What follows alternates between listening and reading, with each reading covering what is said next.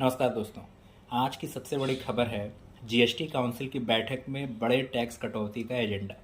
ये फैसले सीधे आपकी जेब और खर्च पर असर डाल सकता है। तो इस एजेंडे में क्या क्या सस्ते होने की उम्मीद है? पैकेज्ड पनीर, दही, लस्सी जैसे डेयरी प्रोडक्ट्स पर टैक्स 5% से घटकर 0 हो सकता है। सस्ती दवाइयाँ और 25 मेडिकल डिवाइसेस पर टैक्स 12% से घटकर 5% पर आ सकता है।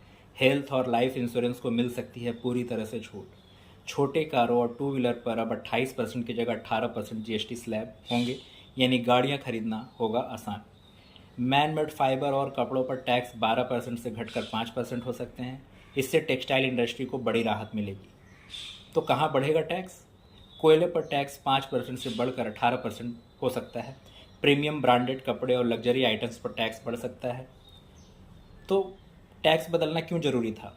सरकार का मकसद है जनता को राहत देना, ताकि रोज़मर्रा की चीज़ें सस्ती हों और खपत बढ़े। इंडस्ट्री को बूस्ट, खासकर टेक्सटाइल, एफएमसीजी और ऑटो सेक्टर को, और साथ ही साथ इकोनॉमी में जान फूंकना, ताकि मंदी की चिंताओं के बीच मांग बढ़े और रोजगार बने। आंकड़े बताते हैं कि टैक्स कटौती से 60% से ज़्यादा कार और टू व्हीलर मार्केट को फ़ायदा होगा। टेक्सटाइल में निर्यात और प्रोडक्शन दोनों को बूस्ट मिलेगा। दवाइयाँ और इंश्योरेंस की सस्ती उपलब्धता से हेल्थ सेक्टर में आम आदमी को सीधी राहत मिलेगी। लेकिन ध्यान रहे, कोयले और लग्जरी सामान पर टैक्स बढ़ने से महंगाई का असर भी आ सकता है। जीएसटी काउंसिल का ये कदम सिर्फ टैक्स रेट बदलने का नहीं, बल्कि इकोनॉमी को फिर से गति देने का प्रयास है। आने वाले दिनों में जब ये रेट लागू होंगे, तो आपकी जेब और देश की अर्थव्यवस्था दोनों पर इसका सीधा और साफ असर दिखाई देगा। Thank you.